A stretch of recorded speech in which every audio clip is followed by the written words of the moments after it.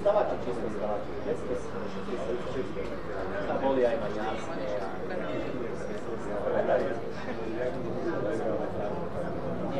Neviem, či ja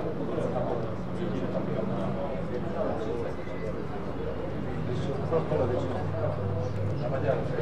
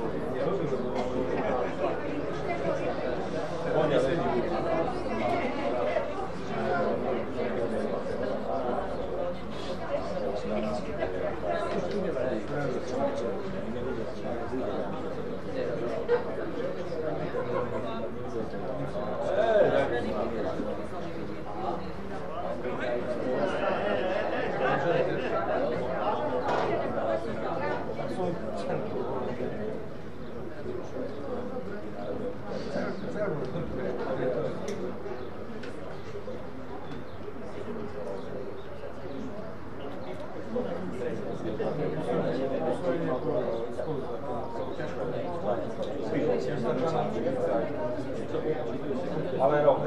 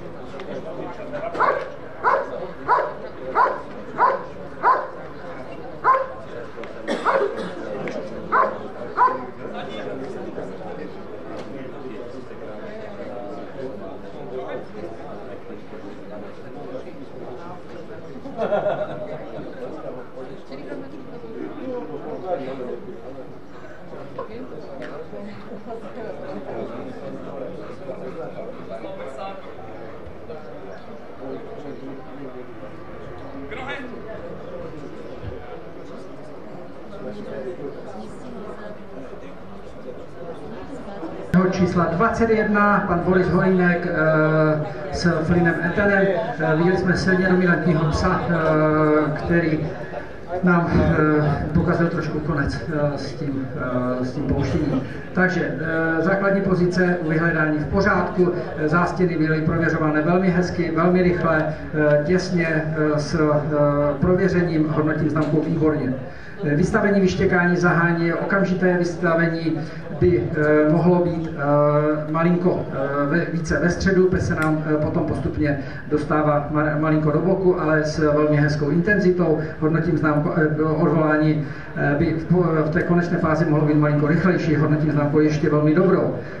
Pokud jsou těch figuranta přechody v pořádku s hezkou razancí, ale ne zcela plným zákusem, v průběhu boje nebo útěku ten pes tam má drobné překusy.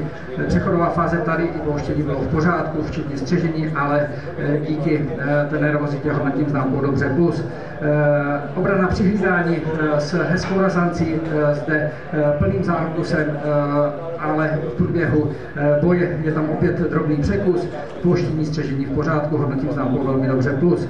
Zadní doprovod, základní pozice je v pořádku, pes by měl lépe střežit jenom v úhlu, hodnotím známkou velmi dobře.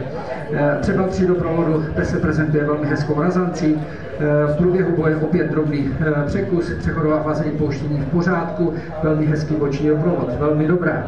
Útok na psa z pohybu, přechod je v pořádku, s hezkou razancí, ne zcela plným zákusem, zde již to je bez přechodové fáze, pouštění je v pořádku, ještě hodnotím známkou velmi dobrou. Obrana při hlídání s hezkou razancí, plným zákusem, jen drobný překus v průběhu boje. Zde bez přechodové fáze první povel pouštění, pes nereaguje, na druhý povel nervózní pouštění. Boční doprovod, opět pes usedá v obou pozicích a s velmi hezkým střežením. Tento cvik bohužel je ve známce nedostatečné. Dnes bohužel známka dobrá, 88 bodů.